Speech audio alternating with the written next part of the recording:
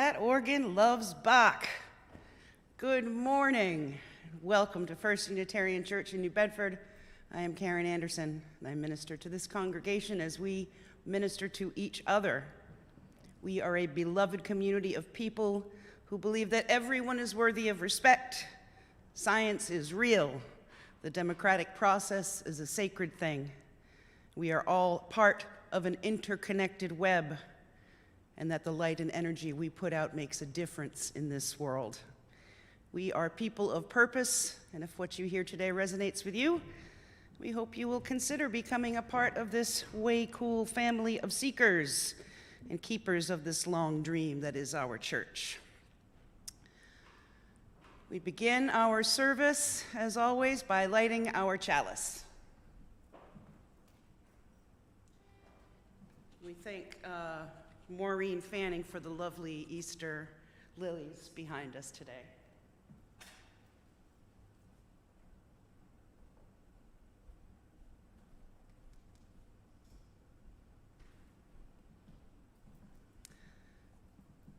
Chalice lighting words are from Dillman Baker Sorrells with a small addition of my own. For holy days on which we recall the old stories, we light the flame. For the spring equinox, Ostara, which reminds us that all that dies must be reborn and gives us hope that our energy can never be destroyed, we light this flame. For Passover, Pesach, which reminds us of the courage and strength of those seeking freedom in the past, we light this flame. For Easter, which reminds us that love is our greatest challenge and our greatest asset, we light this flame. For gathering together in this sacred space which can reach out now to all corners of the earth, we light this flame. Good morning. Here is our Easter call to worship from Elizabeth Strong. Out of the earth rises light, rises life, rises spring. May we join with the miracle that is springtime and enter into life with lightness and joy. Out of the Spirit rises faith, rises hope, rises love. May we join with the miracle that is Easter time and enter into life with love and hope. Let us resurrect with spring. Let us resurrect with the Spirit and enter into renewed life as we gather into our time of worship together this Easter morning. So let us send out our love to each other, greet each other in spirit, since we can't be here to greet each other in person yet. And now let's recite our covenant together.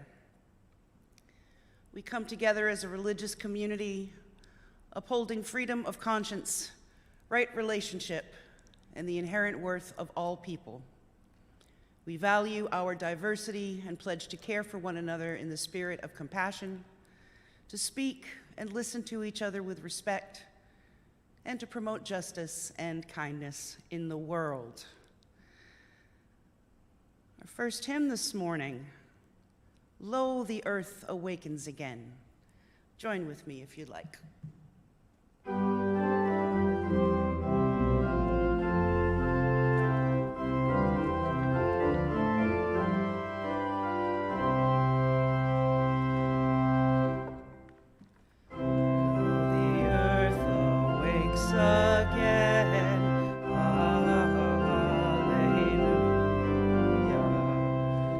From the winter's bond and pain,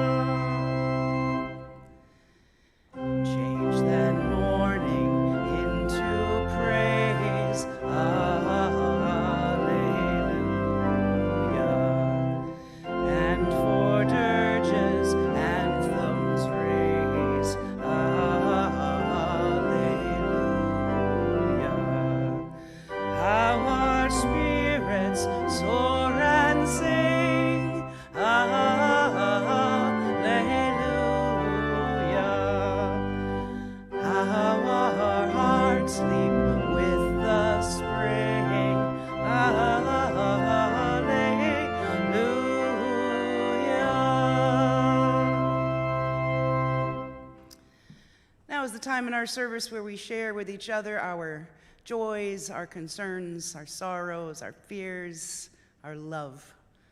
So let's light some candles.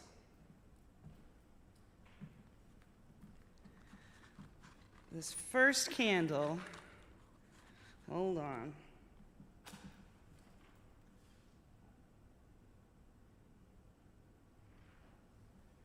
This first candle I'm so excited about. Candle of huge joy.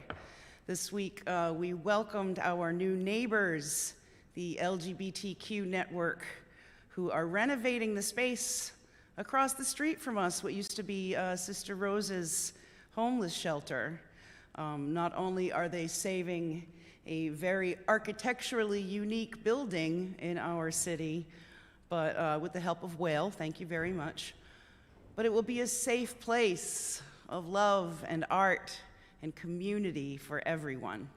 So we are so excited to support their efforts in our neighborhood and to welcome them into this loving community we have already built here.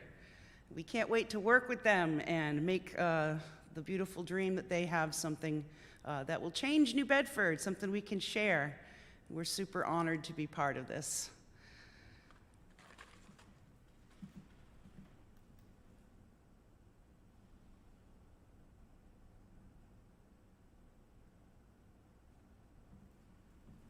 Candle of joy. I've been talking to so many people, and nearly everyone I know in this church has been vaccinated, at least those that were eligible. So that is a terrific outcome right now. And as of today, I will officially be 2 weeks past my second dose. So I look forward to be able to get out and actually see people, maybe come visit. And it just gets us this much closer to being right back here in the sanctuary together in September.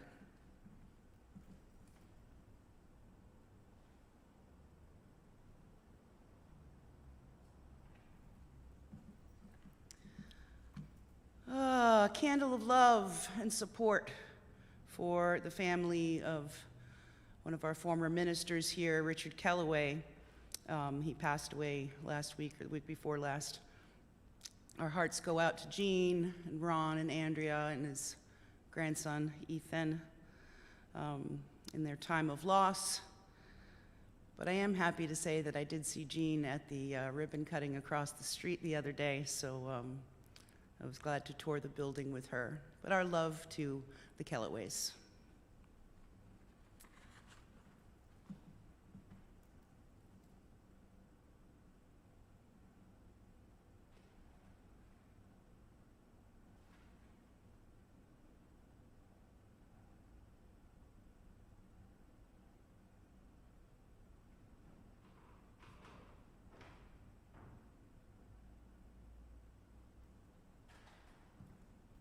I just lit all the rest of the candles.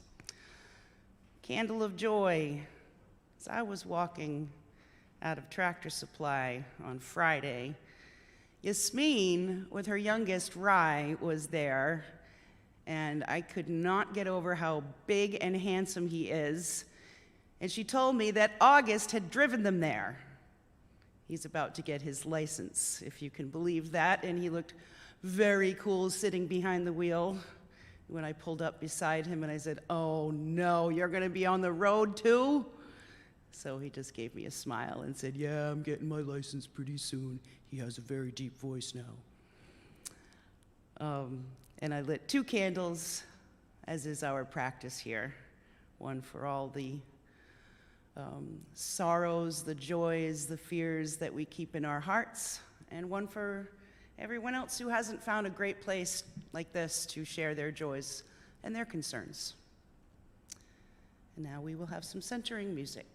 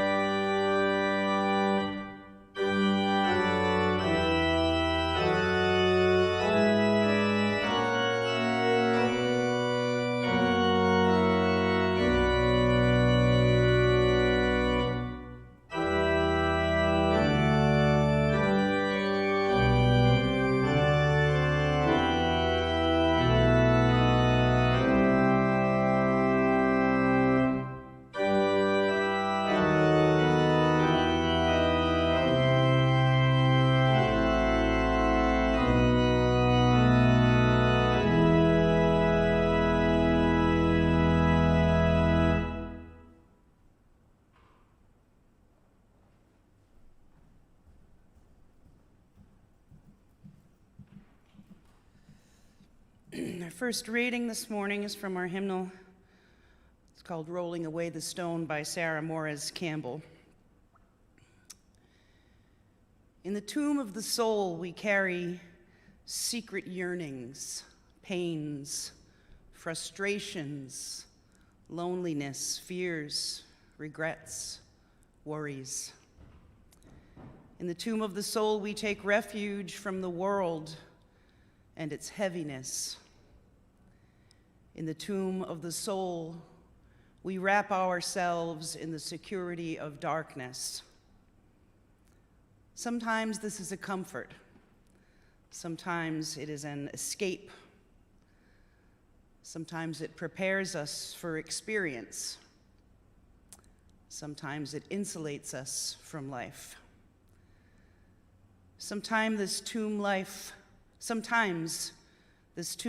gives us time to feel the pain of the world and reach out to heal others.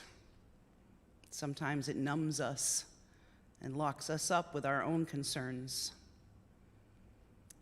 In this season where light and dark balance the day, we seek balance for ourselves. Grateful for the darkness that has nourished us, we push away the stone and invite the light to awaken us to the possibilities within and among us. Possibilities for new life in ourselves and in our world.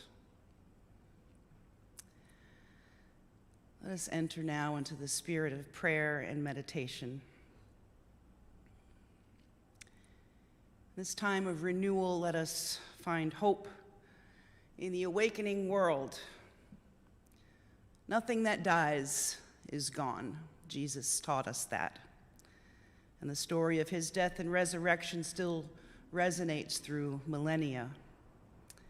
Jesus' spirit of love and compassion, of service and sacrifice is something every human can relate to, and it's a source of inspiration for us. So may we embrace that depth of compassion. May we dedicate ourselves to the service of others. May we understand the grace of forgiveness.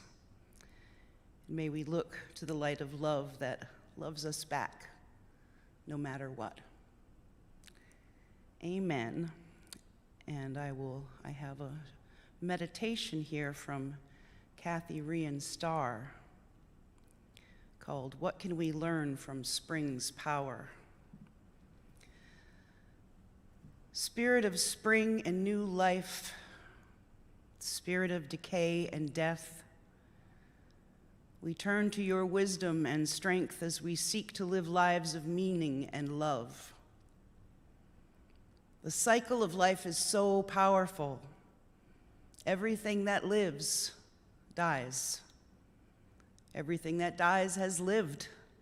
There is no escaping this cycle. What then can we learn from its power? The leaves that we put away in the fall are now compost, fertilizing the soil as we prepare to till the garden for this year's plantings. That harbinger of spring, the crocus, brings such delight and lasts but for a moment. Then it's gone, making way for an abundance of green and color that spring will bring. When one who was beloved dies, we cry, we mourn, we lament, we carry them on in our hearts, seeking to live as they inspired us to live. As a child grows, we marvel at their unfolding into their own unique self. These lives we live hold so much beauty and so much pain. And we, like each of our ancestors across the millennia, seek to live them fully. We seek love. We seek to appreciate beauty. We seek solace and healing. We seek to hold fast to the core goodness of this world and to amplify its abundance. We seek one another, for no one can do this alone. Now, in the company of many, let us enter into a time of silence. May this silence be a time to honor that which your heart seeks. Amen, and so may it be.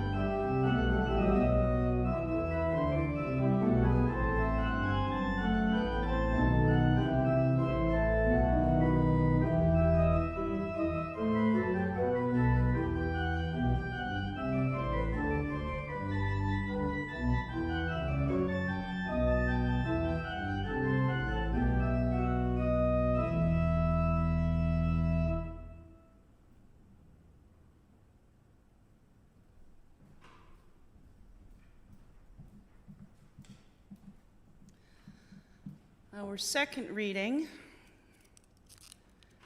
is from Steve Garnis Holmes. It's called To Live in the Longing. You who live in temperate zones, who haven't lived through these months here of cold, shoveling snow, shoveling more snow, living in box canyons of snow, under worried roofs, dripping walls, chipping ice, walking stiff-kneed on ice, dressing complicatedly for every sojourn, the layers, the precautions, things matted, frozen shut, the dark skies continually falling, dark. If you haven't looked out windows, trying to remember what a yard looks like, trying to guess where the ground is, longing for green, longing for smells, longing to walk across grass, to be outside and not hurt, longing for something to be easy, Do you know this yearning for light, for warmth, for beauty, for release? Do you know this ache? I believe you know it, with or without the metaphor in your yard. It's the ache for the new world, for the old life to close its eyes, the ice grave to crack wide open, for your true self to walk toward you out of the darkness. It's the ache for freedom, the long, dark ache for Easter. It's not a bad thing to live in the longing, even with grace, not merely laid at your feet, not of your doing, but purely gift. To know you are waiting, and what you are hungry for, and how deep is your longing, and that it is coming. Today is the first day of spring. The forecast is for snow. I am filled with hope. And now, if you would sing with me one more hymn, number 26, Holy, Holy, Holy.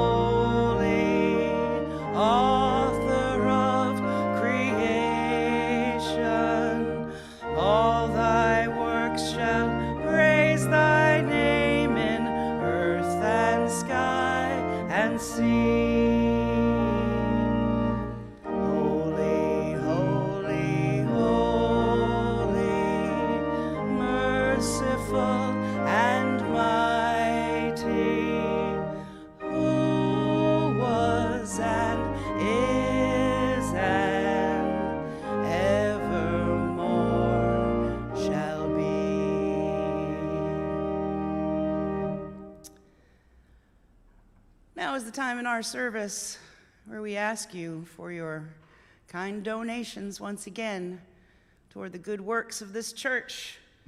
There's lots of work here to be done. We sure appreciate your kindness, your generosity. If you'd like to donate, you can go to uunewbedford.org and scroll down and hit that donate button. You can send us an old school check or a money order. Send it to First Unitarian Church in New Bedford, 71 8th Street, New Bedford, Mass. 02740. And please take the time to like and subscribe to our page here and hit that notification button so you always know when we are posting new content. Okay, sermon. It's Easter. Easter Sunday. This is the time of rebirth, renewal, beginnings. We see the signs around us everywhere, from the crocuses and daffodils to the loud chattering of birds and the peeping of peepers in the evening. But it's still a transitional time, isn't it? Anything can still happen. We aren't quite sure that spring is actually here to stay right now, but we are sure it's coming. April can be funny that way, right? Emergence happens slowly. It becomes slowly. And it seems when the longing for it is so sharp at this time of year, it happens even more slowly. I discovered that poem that I read earlier, To Live in the Longing, by Stephen Garnis Holmes, in the Soul Matters resources from a few years ago, and I fell in love with it. I think it is rather perfect in its description of this time of year, as well as any transitional time in your life. It's not a bad thing to live in the longing, with even grace not merely laid at your feet yet, not of your doing, but purely gift, to know you are waiting and what you are hungry for, and how deep is your longing, and that it is coming. Today is the first day of spring. The forecast is for snow. I am filled with hope. Well, the forecast tomorrow is not for snow. Despite a few snappy cold days this past week, we know for a fact now that consistent warmth is just around the corner. Now watch, it'll snow next week just because I said that. We will emerge into the light as the plants emerge and the buds on the trees become flowers and leaves. The dead winter world is resurrected every year. And the story of Easter is symbolic of that resurrection. But it isn't only a symbolic story of death and rebirth. It also tells us a lot about this person, this rabbi and teacher, Jesus, and the emergence of a different way of thinking. As Unitarians, we explore a wide range of religious traditions and cultural stories, and we don't always bring God or Jesus into our services so much. But we do come from the Christian tradition, and as much as we might be sort of removed from it, these stories have great power and a lot to teach us. Jesus was a rabble-rouser, let us not forget, who spoke for the poor, for the lame, for the downtrodden, for the least of us. And at the beginning of the Easter story, Jesus knew he was in trouble with the authorities, both Roman and religious. He had said things that made people think unsafe thoughts toward both kinds of authority. Even though he was in trouble, he rode into Jerusalem on a donkey. Now, this disappointed many of his fans because they thought he would ride in on a horse like a military conqueror to sweep out the Roman occupation forces who had made a colony of their country.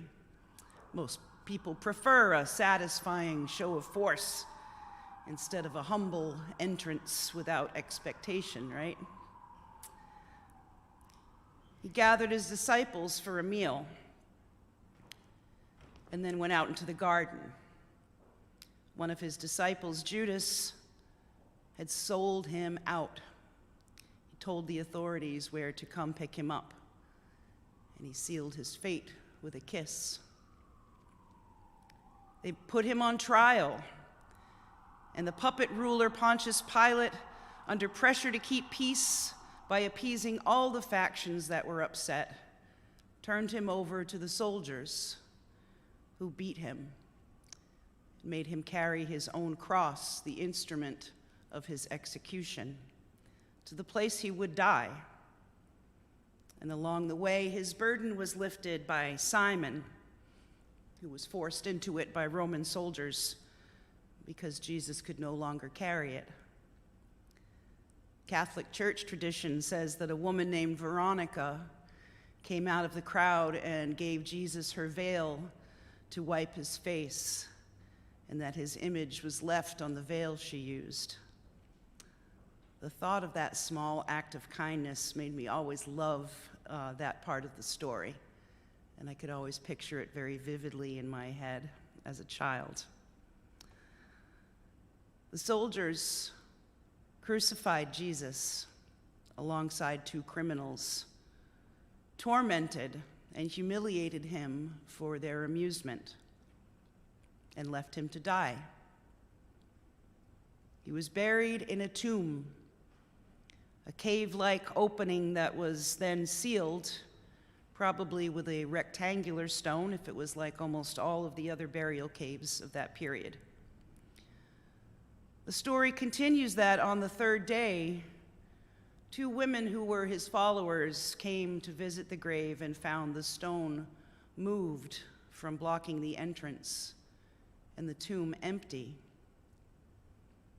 There was talk about people having mystical or even physical experiences of him after the tomb was discovered empty.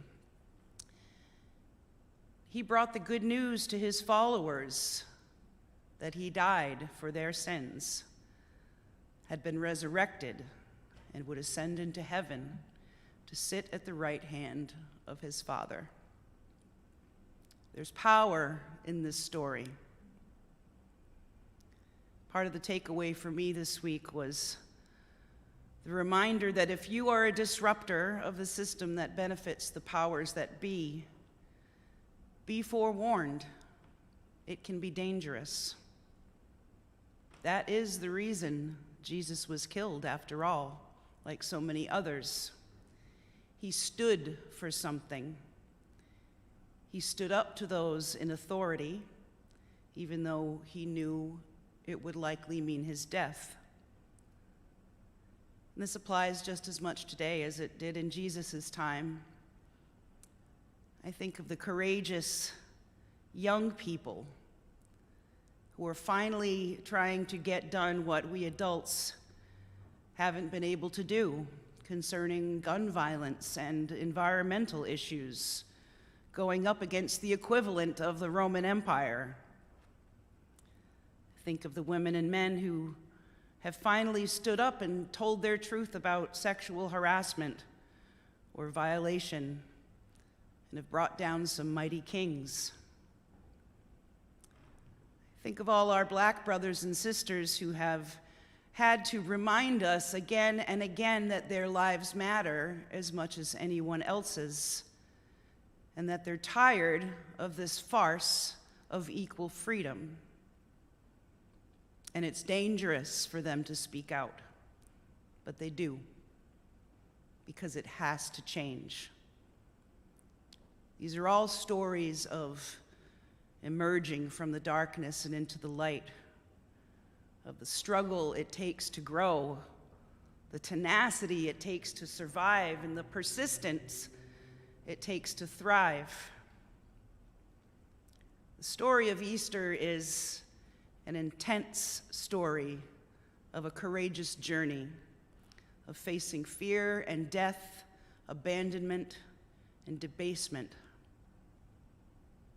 The journey in this faith story parallels the story of Inanna's descent into the underworld, where she was stripped of her finery, then her clothes, then hung on a hook for 3 days before she revives and returns to life. The story of a divine being dying and rising again is told in many faith traditions, and many times the journey is represented by a spiral or a labyrinth.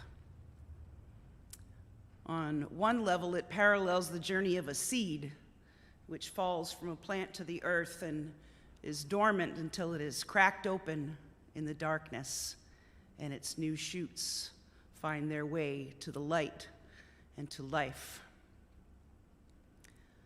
On another level, it parallels a journey that most human lives take at least once, but more often in smaller ways. We have all been through the experience of being stripped of what matters to us: a relationship, a job, a place, our health, our capacity. Many of us have felt what it was to have been stripped away by politics or greed. And this year we've been stripped away of general life, having to live through this pandemic lockdown, and we can feel helpless and hopeless. But sometimes, if we're lucky, there are helpers, people who carry our burden with us for a while, or those who emerge from the crowd with a touch of sympathy or compassion. Sometimes we walk alone in our pain and hope for help. But the difficulty and darkness, the cold of winter, can't last forever, even if there was more snow in the forecast. We will emerge into the light. The world will become green again. It isn't just a hope, it's a certainty. You won't have to live in the longing forever. The warmth is coming, it's almost here. So get ready. Tend to those new shoots. Be as gentle with each other and with yourselves as you are with those little seedlings you tend to. Have faith that the seeds that you've planted in the dark times will emerge and take root and grow, because the earth is reborn and the sun has returned. Happy Easter, and blessed be. Our closing words, as I extinguish the chalice, are from Reverend Patrick O'Neill. Easter is an impossible story written for everyone who has ever felt the sting of death and wishes for something more. Easter is a story for anyone who loves life so much they pray for more life to follow. Easter is a story for people who can envision a loving divinity that will not be conquered by evil. It's a story that never dies, of immovable objects that get tossed aside, of happy endings in a tragic world, of miracles and magic, of faith rewarded and vision restored and hope justified. That's what Easter is. May it be so for us. Good people, amen.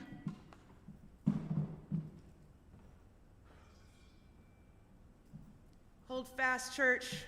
We love you. We'll see you next week. I will be here for next week's service on Becoming. I hope you have a lovely and blessed Easter holiday. Take care.